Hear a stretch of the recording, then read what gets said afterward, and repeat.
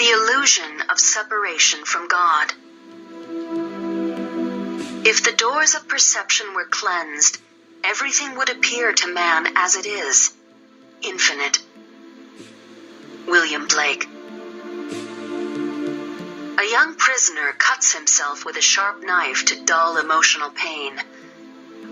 As long as I can remember, he says, I have had this hurt inside.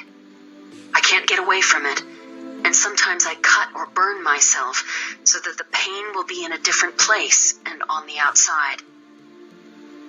Acknowledging this to himself, he decided to approach the Prison Phoenix Trust, whose aim is to address the spiritual needs of prisoners by teaching them how to pray, how to turn their prison cells into monastic cells. After learning how to meditate and practicing it twice a day for several weeks, the young prisoner speaks movingly of what he has learned. I just want you to know that after only 4 weeks of meditating half an hour in the morning and at night, the pain is not so bad.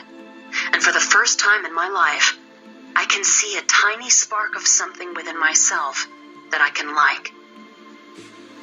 Another prisoner discovers he is becoming more human and realizes in the process, all beings, no matter how reactionary, fearful, dangerous, or lost, can open themselves to the sacred within and become free. I have become free even in prison. Prison is the perfect monastery. The spiritual liberation of which these prisoners speak is not something they acquired. The clear sense of their testimony is that they discovered, rather than acquired, this sacred within. The distinction between acquisition and discovery may seem like hair-splitting, but it is important to see that what the one prisoner calls the sacred within did not come from someplace outside him. The contemplative discipline of meditation, what I will call in this book contemplative practice, doesn't acquire anything. In that sense, and an important sense, it is not a technique, but a surrendering of deeply embedded resistances that allows the sacred within gradually to reveal itself as a simple, fundamental fact. Out of this letting go, there emerges what St. Paul called our hidden self. May he give you the power through his Spirit for your hidden self to grow strong. Ephesians 3:16. Again, contemplative practice does not produce this hidden self, but facilitates the falling away of all that obscures it. This voice of the liberated hidden self, the sacred within, joins the psalmists. O Lord, you search me and you know me. It was you who created my inmost self.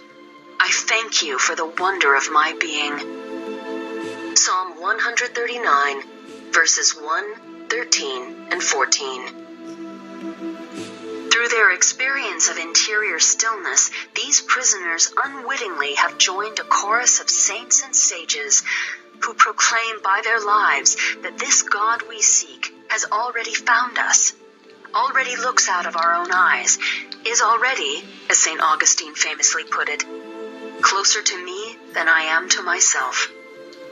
O beauty ever ancient, ever new, he continues, you were within and I was outside myself.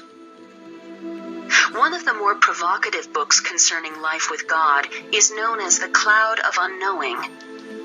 It is an anonymous work from the English Middle Ages, and its author, likely a Carthusian monk, is simply known as the author of The Cloud. In this work, as well as in a companion piece, The Book of Privy Counselling, the author of The Cloud offers much helpful advice and encouragement to anyone who feels drawn to contemplation. With startling frankness, he says, God is your being, and what you are in God.